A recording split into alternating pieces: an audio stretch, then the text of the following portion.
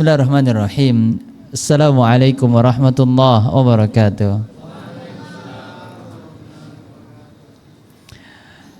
Alhamdulillahirabbil alamin. Wala 'aqibatu lil muttaqin wala 'udwana illa 'alal zalimin. Wassalatu wassalamu ala asyrafil anbiya'i wal mursalin wa ala alihi wa ashabihi ajma'in. Amma ba'du. Qala Allah Ta'ala fi kitabihil karim, thumma latus'alunna yawma idzin 'anin na'im. Nasihat untuk para pemuda. Nah, ini tema kita malam ini. Jadi yang tua silahkan keluar ya.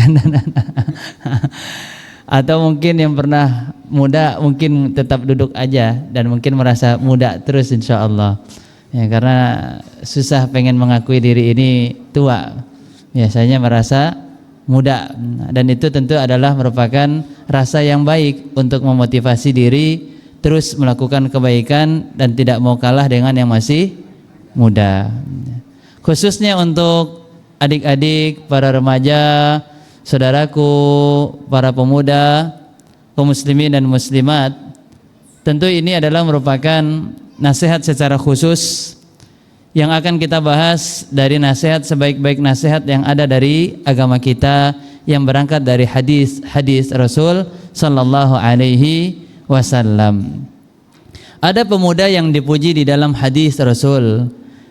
Dari hadis yang diriwayatkan oleh Abu Hurairah radhiyallahu taala anhu, Nabi sallallahu alaihi wasallam bersabda, "Sab'atun yudhilluhumullah yauma la dhilla illa fi dhillihi." Ada 7 golongan yang mereka akan mendapatkan naungan Allah Tabaraka wa Ta'ala pada hari kiamat. Pada hari kiamat. Naungannya Allah artinya adalah perlindungan Allah Subhanahu wa Ta'ala. Yang nanti pada hari kiamat tidak ada lagi naungan selain hanya naungan yang dimiliki oleh Allah Tabaraka wa Ta'ala. Dan 7 golongan yang spesial yang akan mendapatkan naungannya Allah Tabaraka wa Ta'ala diantaranya adalah syabun nasya'a fi ibadatillah, pemuda yang tumbuh di dalam beribadah kepada Allah Tabaraka wa Ta'ala. Nah, ini tentu menjadi perhatian bagi orang tua, khususnya yang berada di kampung-kampung halaman kita. Mereka lebih bangga anak-anak mudanya itu keluar dari rumah untuk apa? Cari nafkah. Ya, cari nafkah, cari uang, itu yang menjadi fokus mereka. Pemuda tidak ada yang tinggal di kampung. Pemuda harus keluar, harus merantau, tujuannya untuk mencari nafkah. Dunia ini sesuatu yang sudah dipastikan, sesuatu yang sudah ditakdirkan oleh Allah Tabaraka wa Ta'ala pasti akan kita dapatkan. Ketika kita berada di 40 hari yang ketiga di dalam rahim ibu, maka Allah Subhanahu wa Ta'ala memerintahkan malaikat untuk apa? Tatkala meniupkan ruh, mencatat seluruh rezekinya dari awal dia hidup sampai dia diwafatkan oleh Allah Tabaraka wa Ta'ala. Sehingga yang seharusnya menjadi perhatian kita ini bukanlah tentang masalah dunia, tetapi yang harusnya menjadi perhatian kita itu adalah masalah ibadah, masalah akhirat. Bal tu'thirunal hayatat dunia. Kebanyakan kalian lebih memprioritaskan kehidupan dunia. Wal akhiratu khairu wa abqa.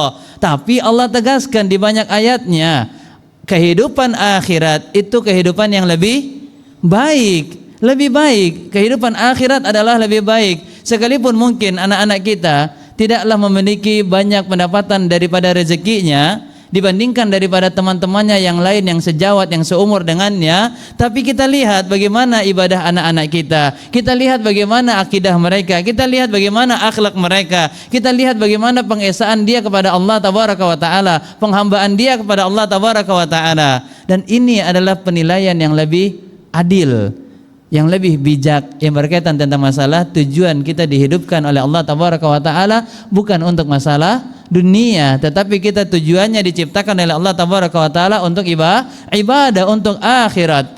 Di dalam Quran surat Az-Zariyat ayat 56, Allah Subhanahu wa Ta'ala menegaskan, wa ma khalaqtul jinna wal insa illa liya'budun. Bagaimana anak-anak kita, para pemuda ini bisa tumbuh di dalam beribadah kepada Allah tabaraka wa taala kalau dari usia dininya, di usia remajanya tidak dibekali dengan ilmu-ilmu agama, tidak dibekali dengan pelajaran-pelajaran yang ada di dalam agama kita yang bersumber dari Al-Quran ataupun hadis Rasul Sallallahu Alaihi Wasallam. Dan tentu menjadi pelajaran yang baik yang kita lihat di suasana Ramadan.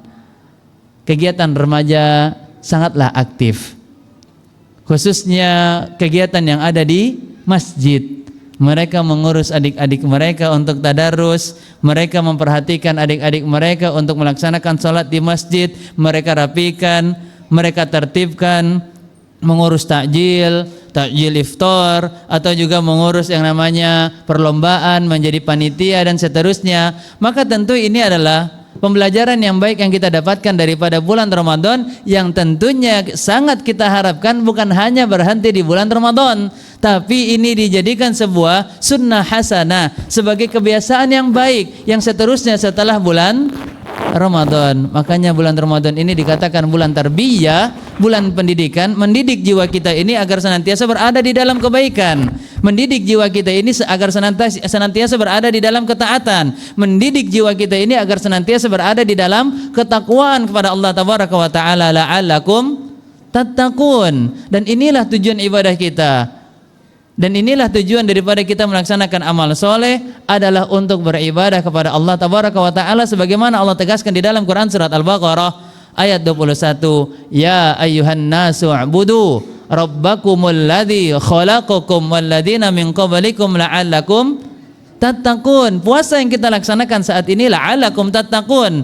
Qiyamul lail, salat yang kita laksanakan saat ini la'allakum tattaqun. Tilawatul Quran, bacaan Al-Quran yang kita laksanakan tujuannya adalah la'allakum tattaqun. Untuk apa kita menjadi hamba yang bertakwa?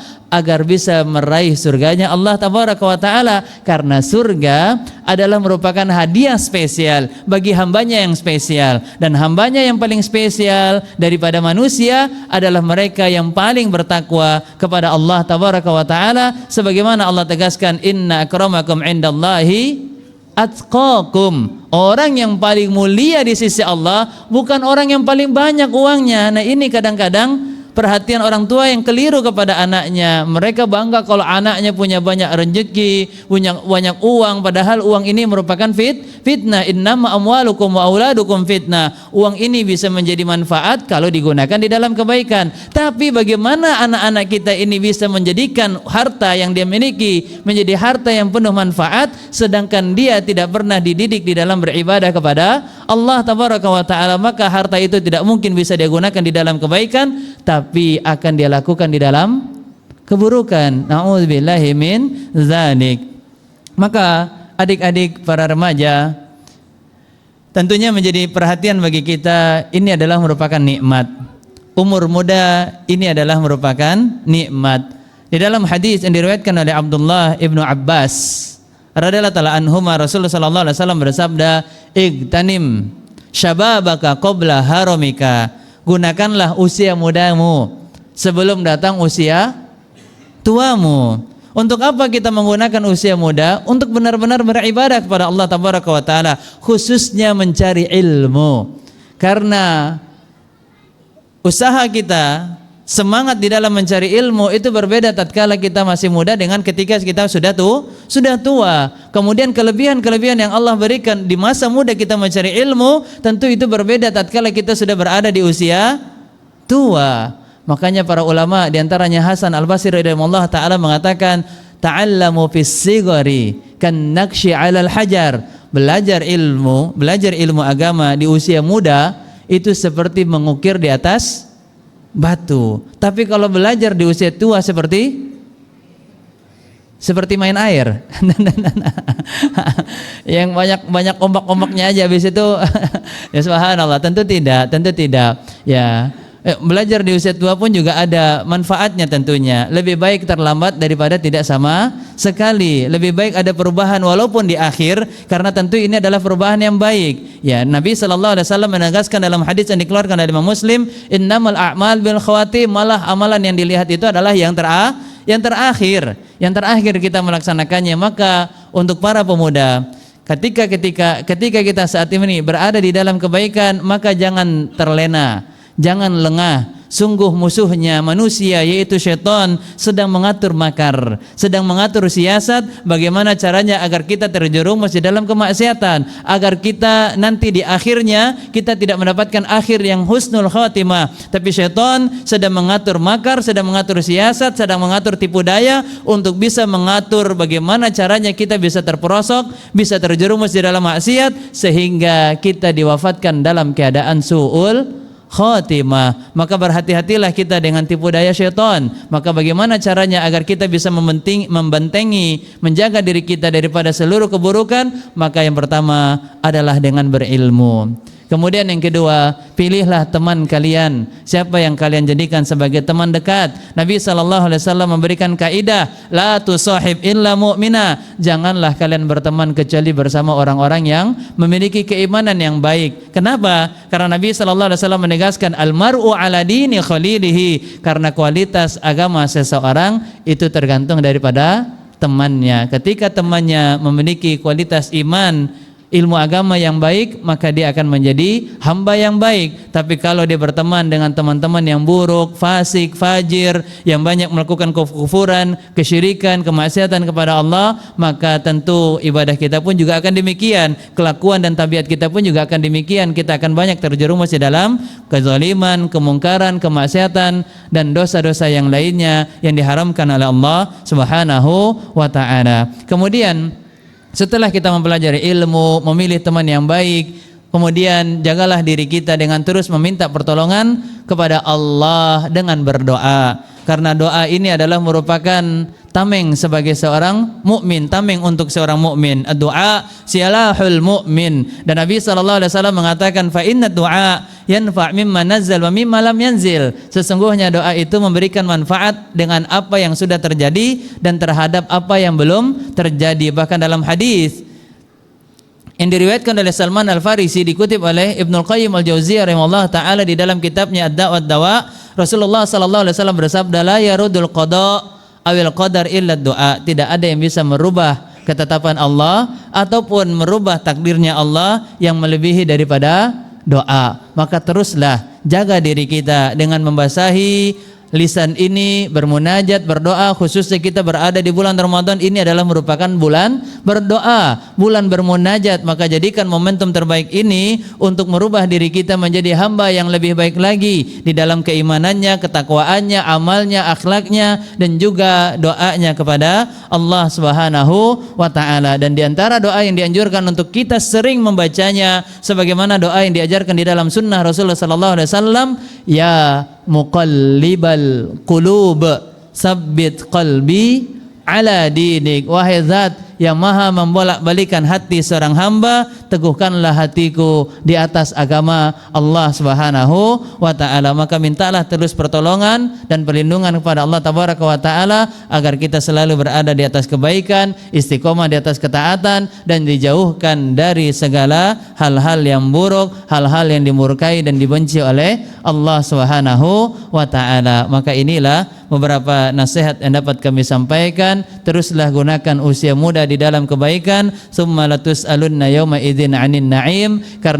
Karena usia ini adalah merupakan nikmat yang Allah berikan yang akan dimintai pertanggungjawabannya oleh Allah Tabaraka wa taala, sebagaimana di dalam hadis Nabi sallallahu alaihi wasallam menegaskan dari Abu Barzah Al-Aslami radhiyallahu taala anhu, la tazulu qadama 'abdin hatta yus'al an arba. Tidaklah akan bergeser langkah kaki seseorang nanti pada hari kiamat sampai ditanyakan tentang 4 perkara. Dan di antara 4 perkara yang akan ditanyakan oleh Allah pada hari kiamat adalah an umrih fima afnah, tentang umurnya, untuk apa dia habiskan, untuk apa dia gunakan, apakah untuk ketaatan ataupun kemaksiatan. Kalau digunakan untuk ketaatan, maka kebahagiaan dia akan dapatkan di akhirat. Tapi kalau dia gunakan untuk keburukan, kezaliman, kemungkaran, kemaksiatan, maka tentunya kecelakaanlah dan kebinasaanlah serta siksaan yang akan dia dapatkan di dalam nerakanya Allah tabaraka wa taala. Na'udzubillahi min dzalik. Semoga Allah Subhanahu wa taala senantiasa memberkahi umur kita. Semoga Allah Subhanahu wa taala senantiasa memudahkan kita untuk istiqomah di atas ketaatan. Semoga Allah Subhanahu wa taala menjaga anak-anak kita, putra-putri kita dari segala kemungkaran dan kemaksiatan. Semoga anak-anak kita menjadi anak-anak yang saleh dan soleha, yang dapat membanggakan hati orang tuanya di dalam kehidupan dunia dan di akhirat. Rabbi habli minas salihin, Rabbana atina fid dunya hasanah wa fil akhirati hasanah wa qina adzaban nar. Wa sallallahu ala nabiyyina Muhammadin wa ala alihi wa sahbihi wa sallam. Wa akhiru da'wana anil hamdulillahi rabbil alamin. Jazakumullah khairan. Subhanakallahumma wa bihamdika asyhadu an la ilaha illa anta astaghfiruka wa atubu ilaik. Assalamualaikum warahmatullahi wabarakatuh.